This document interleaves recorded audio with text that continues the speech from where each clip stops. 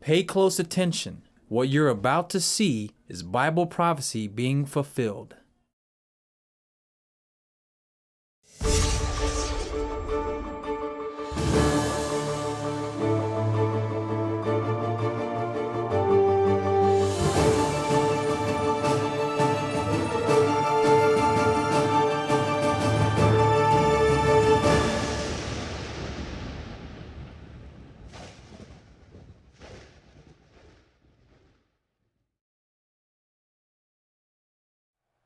Welcome to another edition of YPN News, bringing you the news that relates to Bible prophecy and foretold by Yeshua Hawkins. Well, Katan, tonight we're going to talk about the more investigations going on in the Wuhan with the coronavirus. Right. They're still trying to say that, hey, it originated there. Now there's some breaking news coming out saying that there were some scientists that were sick a month or two before it ever broke there, so they're trying to see if there's a connection.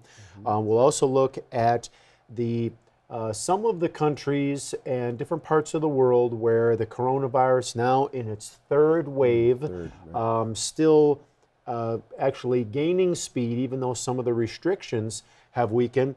And then also we're looking at the vaccines now that are targeting some of the younger people, 12 to 15 or so forth.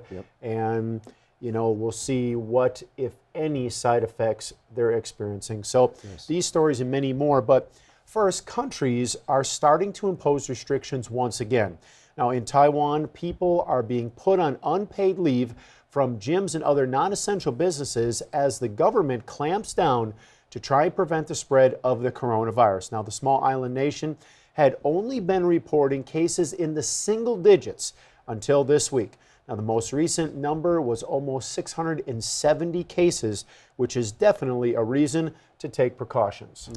In Malaysia, things are not looking great either. The number of cases has been multiplied 5 times over since the beginning of 2021. On average, the country is reporting 60 deaths per day right now, and the Director General has warned Malaysians to prepare for the worst as their medical system is already under a heavy strain. So far, the government's banned domestic travel and all social activities, but worries if it demands a full lockdown, the economy might not recover. They are, however, encouraging their citizens to stay at home as much as possible.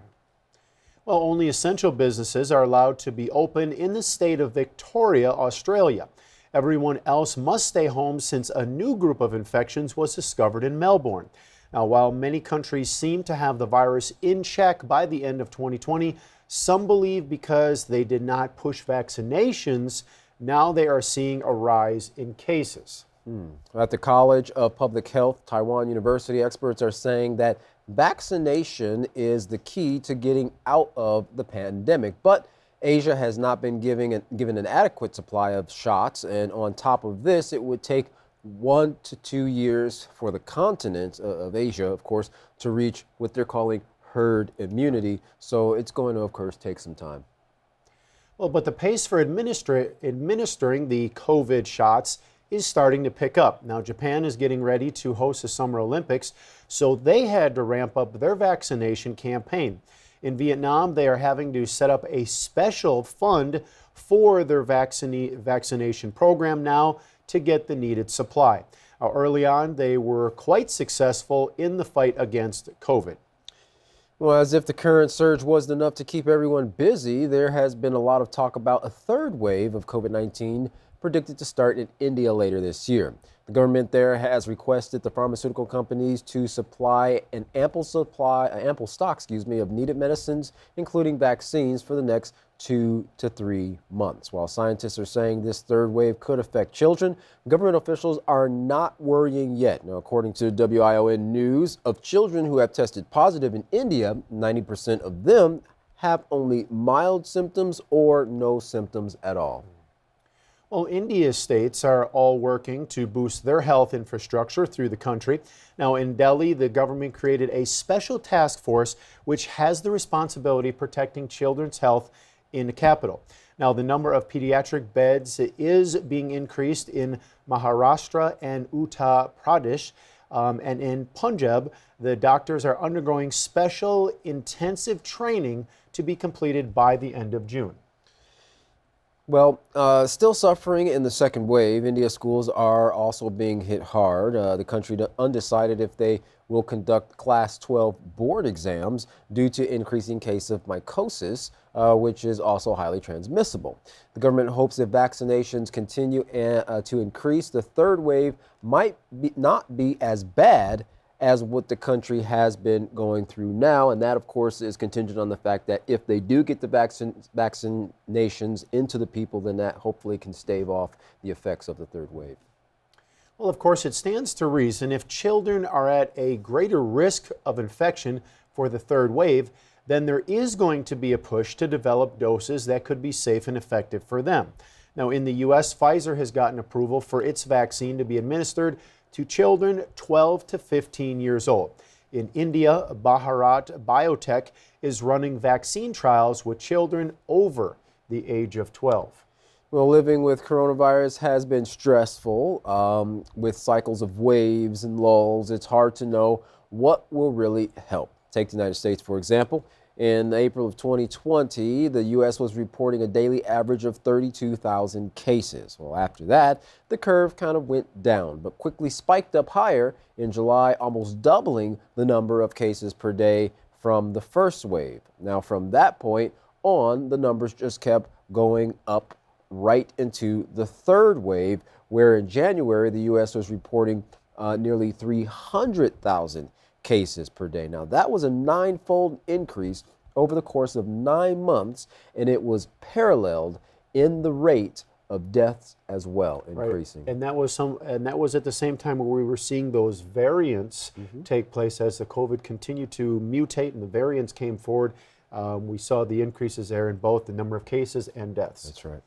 Well, if we look at Europe in November of 2020, they were still suffering with their second wave of the virus. Now, also seeing the daily infections rates surpass the 300,000 mark. Now, in April 2020, the death rate was 3,000 per day, but by the end of November, it had increased to 6,000 a day.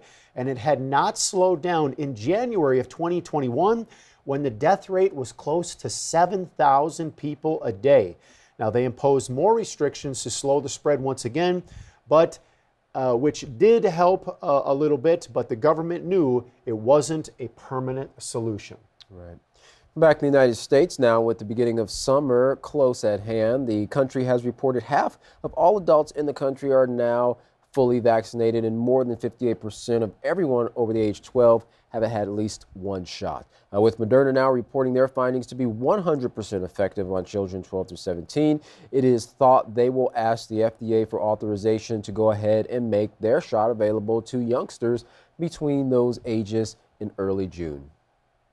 Well, one ER doctor from Texas, Denise Burgos, signed up her 15-year-old daughter, Anita, for Moderna's trial.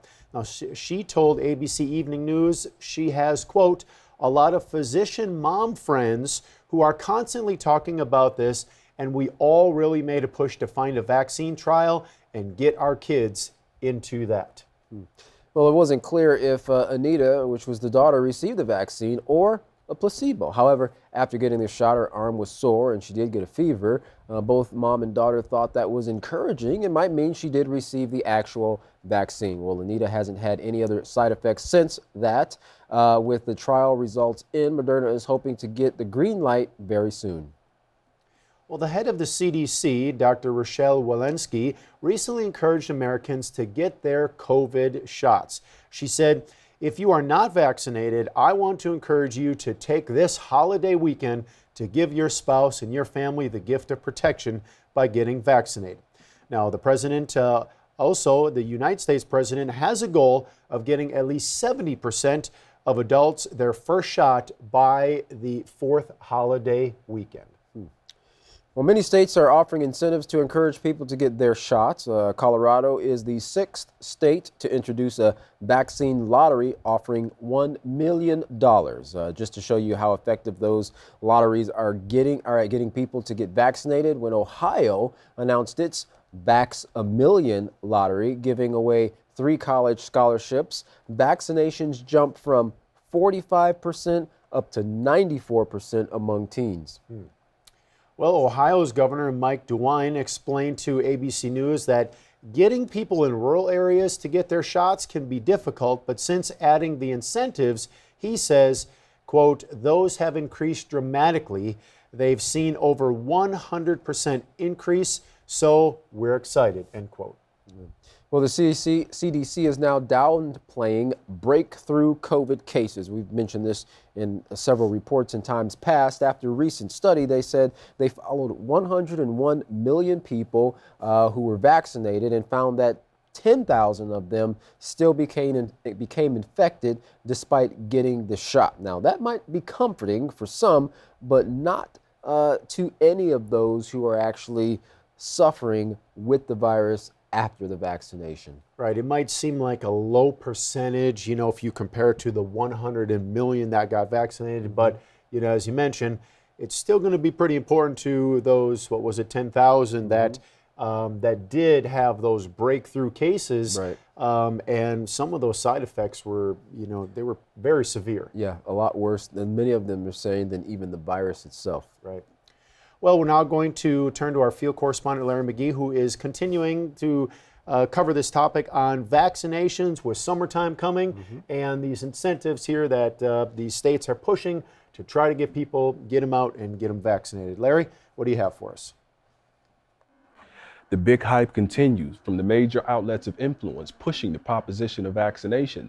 This week, there was great media fanfare announcing and celebrating 40% of Americans being inoculated. The percentage rises when it includes the numbers of those who received their first shot. But as hotter days continue, accompanied by the desire to participate in all of the activities typical of a secular summer, medical authorities such as Dr. Anthony Fauci are cautioning the population against developing a false sense of achievement and complacency.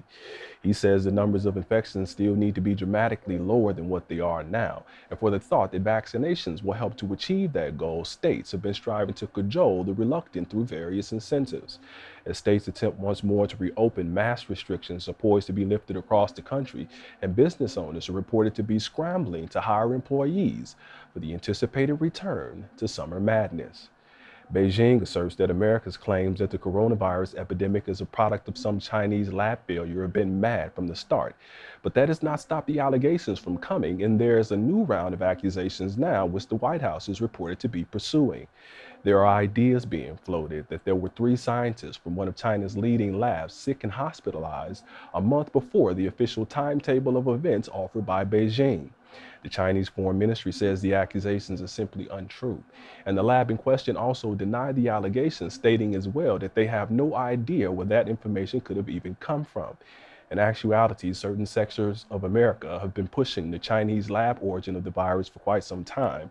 But authorities such as Dr. Anthony Fauci have maintained that it is highly likely that the virus first occurred naturally in the environment. The plague continues to shift through the various regions of India, now honing in on its south as the country undergoes its second wave.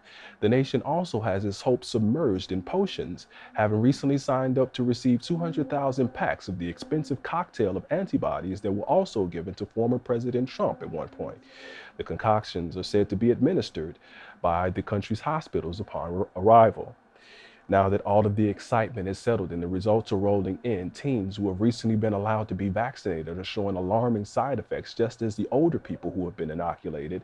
The CDC released a statement saying that it was looking into reports of heart inflammation in some young recipients, though it has not so far released numbers concerning how many. For YPN News, I'm Larry McGee. Don Jeff, back to you. Well, still a lot of uncertain speculation as to where the virus started. Of course, they're still calling it the Wuhan virus, but of course, it's looking as though that, things not always what they seem in regards to the virus's origins. Right. They're still wanting to put the blame on China. That's right. Well, speaking of China, it is warning the U.S. and South Korea not to meddle in its affairs. The Chinese foreign minister said of the U.S. and ROK relations, they should be conducive to promoting regional peace, stability, development, prosperity, instead of the other way around, and should not harm the interests of third parties, including China. After a release of joint statement by the U.S. and South Korea, China has raised some concerns now as South Korea President Moon Jae-in completed a visit to the United States in which the two countries agreed to prioritize the issues on the global pandemic and North Korea. Now, President Moon said that denuclearization is one of the most urgent tasks for our two countries to have permanent peace on the Korean Peninsula. Now, issues concerning China were also mentioned as, of course, a priority. Well, the recent joint statement released by the U.S. and South Korea said, quote, "We pledge to maintain peace and stability, lawful, unimpeded commerce, and respect for international law, including freedom of navigation and overflight in the South China Sea and beyond."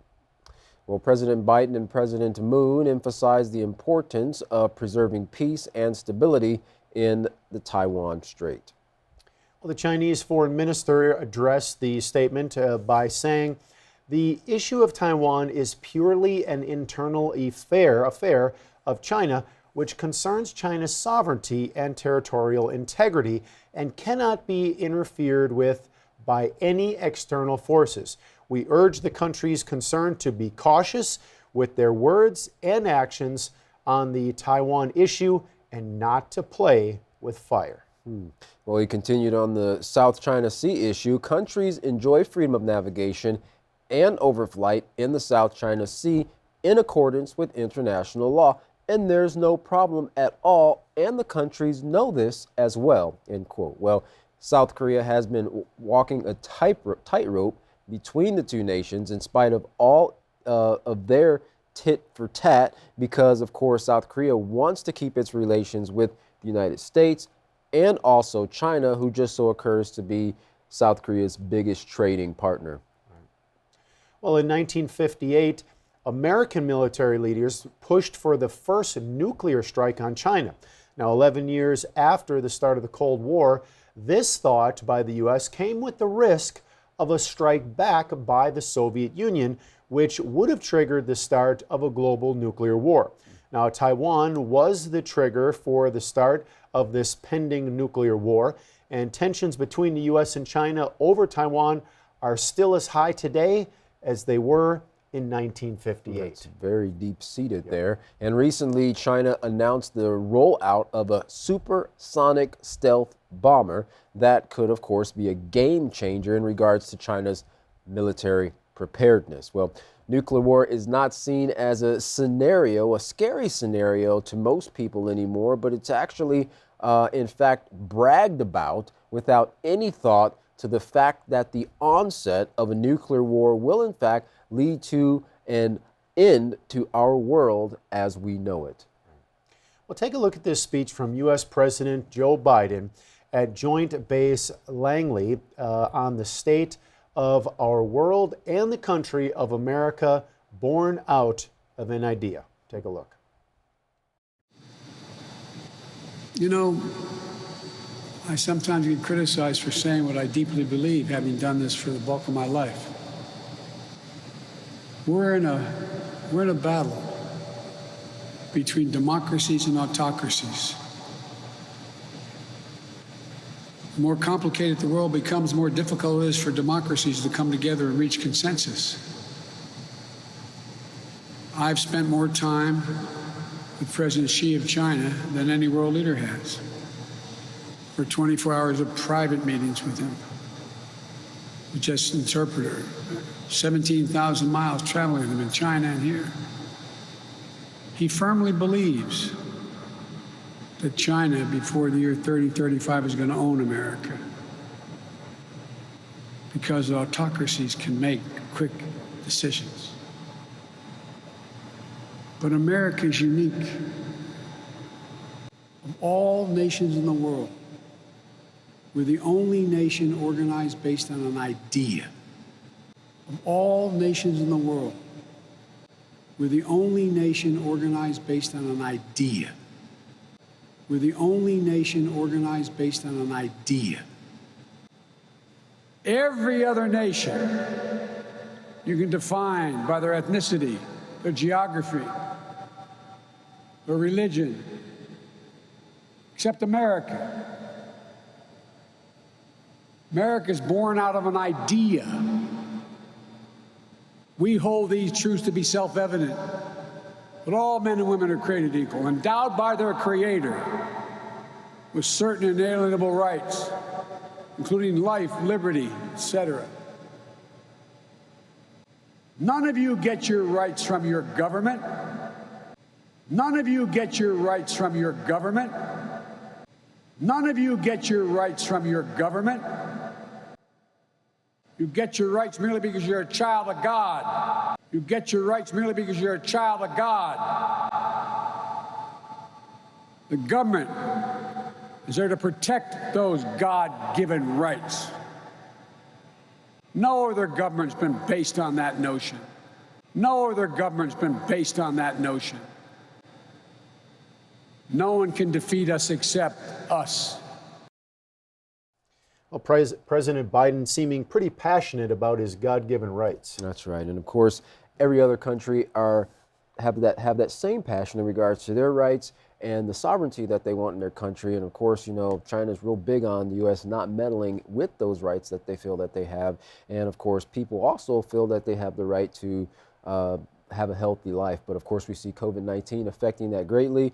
And there's a mixed bag between people who want the vaccinations and people who are really kind of refusing it. But we're going to see how it all plays out as the months move along, because some leaders are kind of considering trying to force vaccinations on people. That's kind of the speculation. More news reports are coming out in regards to it. But what we know for sure is that, you know, this is a virus that's going to continue on as it continues to mutate and change. And eventually, the only thing that, according to what Israel Hawkins was saying of the House of Yahweh, what the prophecies actually show, that the only thing that's going to get rid of it is A, people repenting, and B, of course, the nuclear wars, which are actually going to burn all of this, all these viruses out. And of course, that's what mankind is leading themselves closer to every minute of every day as they continue to push for war.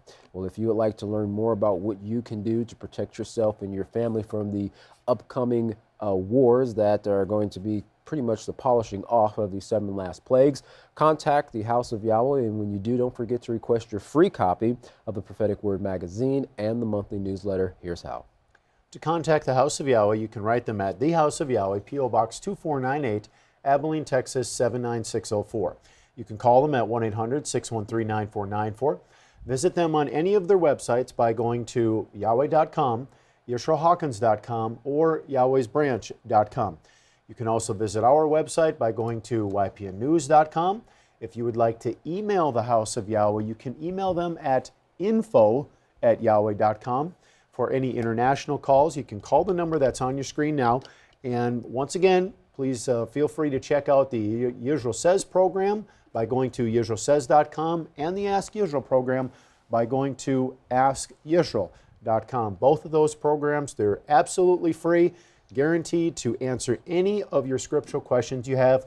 Put in the search, pages and pages of information will come up, to guaranteed to occupy any time you have. It's a great way to spend your time. Well, don't go anywhere. Get your pencil and paper, and if you have it, scripture, so that you can follow along, because up next, bringing you some very informative and life-saving information, is Yisrael Hawkins. From all of us here at YPN News, I'm Katan Alexander. And I'm Jeffrey Hammerman. Thank you for watching.